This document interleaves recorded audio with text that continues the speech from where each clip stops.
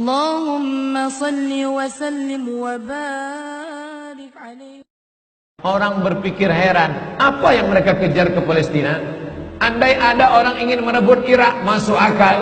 Merebut Irak karena banyak sumur-sumur minyak. Andai ada mau ekspansi ke Kuwait, masuk akal.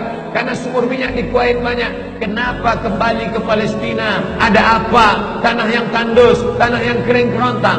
Mereka ingin membuat sebuah negara dengan keyakinan akan turun Mesias, sang juru selamat yang dijanjikan oleh Tuhan, dengan syarat orang-orang Yahudi mesti kembali ke negeri yang dijanjikan Tuhan. Yang kedua, Mesias sedang menunggu. Mesias melihat ke bawah. Kalau dia tengok di bawah masih banyak gurun pasir, dia tidak mau turun. Dia ingin melihat hijau. Kalau sudah dibentang karpet hijau, baru dia turun ke bawah. Maka yang dimaksud dengan hijau itu adalah ditanami tanaman-tanaman hijau, penghijauan yang luar biasa. Dan ketika Israel masuk ke Palestina, mereka ambil tanah itu, mereka hancurkan rumah orang Islam, mereka buat tembok panjang. Penjara terbesar dan terpanjang di dunia adalah Palestina. Mereka kurung orang Palestina. Mereka buat tembok beton yang tinggi, panjangnya 700 km lebih. Dari Pekanbaru kita lihat, Anda menuju Medan Sumatera Utara 600 km. Mereka membuat tembok tinggi 700 km. Bayangkan, umat Islam terisolir dan mereka tanami hijau-hijau. Makanya Allah berkuasa. Allah mau tunjukkan kuasa, lalu Allah buat tanaman hijau itu menyala. Dalam pokok yang hijau itu menyala beberapa bulan yang lalu.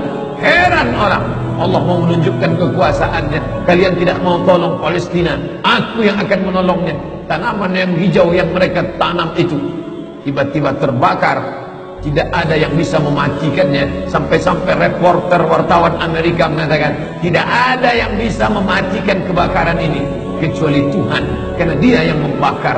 Mengerti keadaan kita zaman sekarang. Jangan sampai dikatakan Palestina bukan urusan kita. Ini kan masalah politik. Indonesia ya Indonesia, Palestina ya Palestina. Antum tidak mengerti masalah dunia. Palestina adalah masalah umat Islam. Subhanalladzi asra bi'abdihi. Maha suci Allah yang sudah memperjalankan hambanya minal masjidil haram, dari masjidil haram, ilal masjidil aqsa, masjid aqsa, masjid aqsa Palestina. Kita yang tertulis dalam kitab suci kita bahwa kita punya ikatan emosional. Kenapa kita tidak yakin itu? Yahudi ajarannya dibuat-buat, ajarannya mitos, tapi mereka punya keyakinan yang luar biasa. Mereka rebut negeri itu, mereka kuasai, mereka hancurkan negeri musuh. Atas dasar apa? Keyakinan bahwa Mesias akan datang. Yang kelima, apa yang mereka lakukan untuk Palestina? Mereka meyakini ada Temple of King Solomon, tempel, kuil King Solomon, Raja Sulaiman. Datang pula orang Indonesia latah, dikatakannya Sulaiman ini kerajaannya bukan di Palestina, di Yogyakarta, Sleman. Kata dia, King Solomon itu punya tempel kuil, dan Temple of King Solomon letaknya pas di bawah Al-Masjidil Aqsa. Apa maknanya? Mereka mengeruk setiap hari bulldozer, traktor, ekskavator, terus mengeruk keliling Masjidil Aqsa. Mereka ingin meruntuhkan Masjidil Aqsa. Tulis Temple of King Solomon, enter, pilih image, tampak gambar replika. Inilah kerajaan Sulaiman yang ada di bawah Masjidil Aqsa. Akan mereka naikkan. Mereka sudah bangunkan rumah kecil replikanya, seperti orang Riau membuat rumah replika, rumah Melayu Kampar, rumah Melayu Siak, rumah Melayu Bengkalis. Di mana rumah itu? Di Purna MTQ. Anak-anak kita kalau mau tahu bagaimana rumah Melayu Kampar, bagaimana rumah Melayu Siak, bagaimana rumah Melayu Pelalawan, pergi ke sana. Sebagiannya ada, sebagian tak ada, entah kemana pergi. Tapi mereka membuatkan itu. Inilah dia replika kerajaan Temple of King Solomon. Artinya apa? Mereka ingin menghancurkan Al-Masjidil Aqsa berkeping, sampai akhirnya disitulah nanti kemarahan umat Islam. Tak marah tak tidak, lihat gayanya tak marah. Mau hancur-hancurkanlah.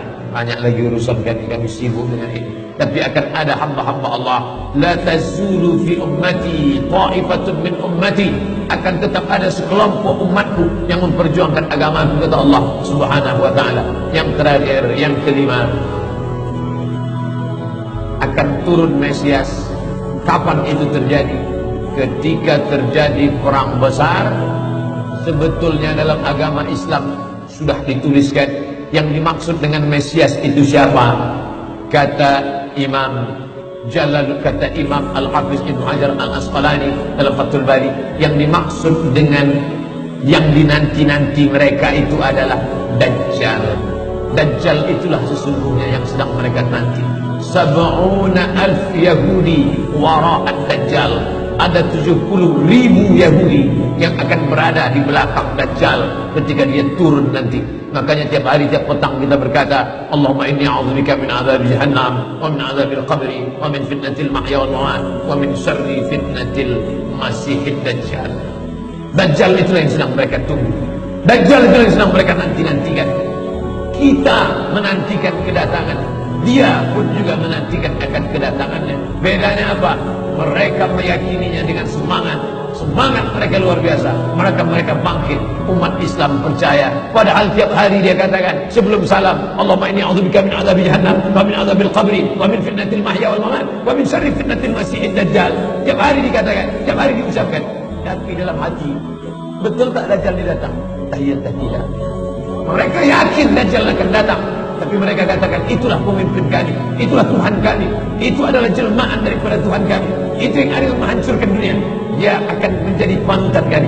Kita berkata itu musuh kami, tapi kita pun ragu, entah musuh, entah tidak. Oleh sebab itu kita minta ampun kepada Allah atas kurangnya iman kita. Subuh ini kita bangkitkan semangat kita, tapi yang datang kenapa Allah tidak menolong?